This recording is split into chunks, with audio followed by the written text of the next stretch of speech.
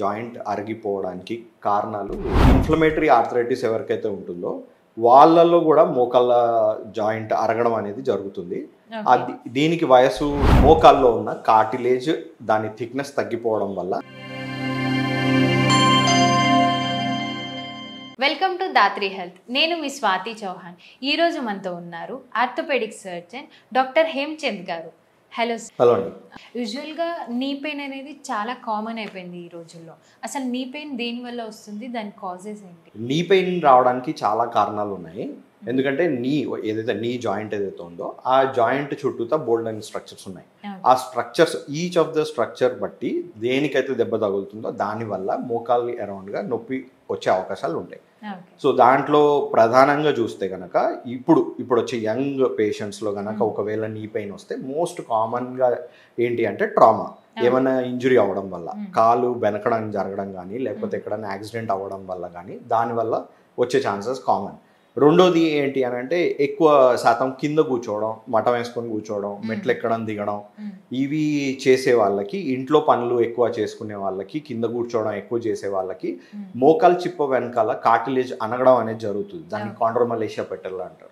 That is also one of the most common cause. ఇప్పుడు ప్రస్తుతం ఉన్న మోకాలు నొప్పిలు ఏవైతే ఉన్నాయో, ఎవరికైతే వాళ్ళు యంగ్ పీపుల్ ఎవరైతే ఉన్నారో వాళ్ళకి ట్రామా కాకుండా మోస్ట్ కామన్లీ వచ్చేది కాండ్రోమలేషియా పెటల్.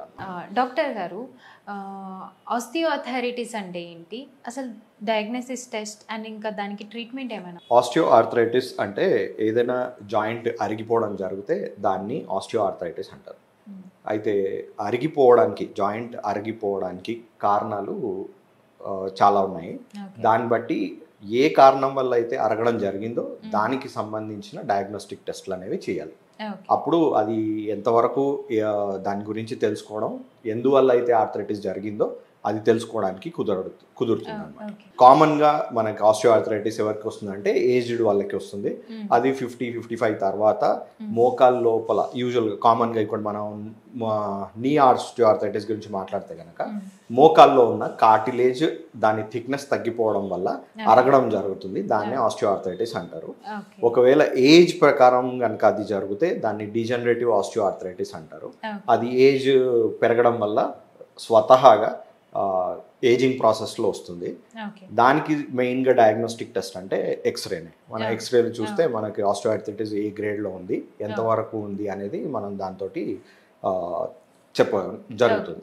అయితే రేర్ కాజెస్లోకి వెళ్తే ఒకటి ఇన్ఫ్లమేటరీ ఆర్థరైటిస్ అని అంటారు, రుమటాయిడ్. దాంట్లో most common thing is rheumatoid arthritis అంటారు. ఈ ఇన్ఫ్లమేటరీ ఆర్థరైటిస్ ఎవరికైతే ఉంటుందో వాళ్ళలో కూడా మోకాళ్ళ జాయింట్ అరగడం అనేది జరుగుతుంది. దీనికి వయసు 20-30 ఇయర్స్లోనే మనకి మామూలుగా ఈ ఇన్ఫ్లమేటరీ ఆర్థరైటిస్ అనేది డిటెక్ట్ అవ్వడం జరుగుతుంది. సో వాళ్ళకి దానివల్ల కూడా జరుగుతుంది. అలా ఒకవేళ ఇన్ఫ్లమేటరీ ఆర్థరైటిస్ వల్ల కనుక ఆర్థరైటిస్ వచ్చినట్టు అని డౌట్ అట్లా ఏమన్నా ఉంటే కనుక దానికి బ్లడ్ టెస్ట్లు కూడా చేయాల్సి ఉంటుంది. సో ఇది కాకుండా ఒక్కొక్కరికి ఇన్ఫెక్షన్స్ వచ్చే ఛాన్సెస్ ఉంటాయి. ఆ ఇన్ఫెక్షన్కి సెకండరీ ఫీచర్స్గా ఆ ఇన్ఫెక్షన్ వల్ల ఆ కార్టిలేజ్ డ్యామేజ్ అయ్యి ఆర్థరైటిస్ జరిగే అవకాశం ఉంటుంది. సో మోస్ట్ కామన్ కాజెస్ వచ్చేసి ఒకటి ఏజ్ ప్రకారంగా రావడం వల్ల, రెండోది ఇన్ఫ్లమేటరీ ఆర్థరైటిస్ వల్ల, మూడోది ఇన్ఫెక్షన్ వల్ల, నాలుగోది ఎప్పుడైనా ఎవరికైనా యాక్సిడెంట్స్ అవ్వడం, ఆ యాక్సిడెంట్స్లో కనుక కార్టిలేజ్ ఏమన్నా డ్యామేజ్ అవ్వడం అలా ఏమన్నా జరిగితే over a period of time ఆ కార్టిలేజ్ రీజనరేట్ అవ్వదు కాబట్టి అది అరగడం జరిగి దాని వల్ల ఆర్థరైటిస్ వచ్చే ఛాన్సెస్ ఉంటాయి.